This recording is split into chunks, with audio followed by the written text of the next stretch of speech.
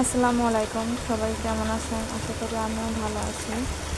দেখেন, আজকে আমি মুরগি রান্না করব। প্রথমে কাঁচামরিচ, পেঁয়াজ একটু ভেজে নিয়েছি। এরপর আদা, রসুন,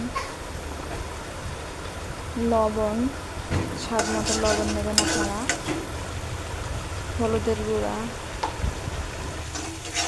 মরিচের গুঁড়া, এভাবে ভালোভাবে একটু নেড়ে নিয়েছি। দেখেন, এবার আমরা কিছু মাংস দিয়ে দেব। মাংসটাকে নেড়ে চেড়ে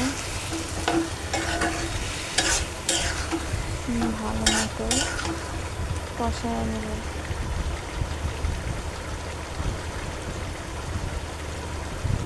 দেখুন, 5 মিনিট পরে আমার মাংসটা কালার কেমন হয়েছে।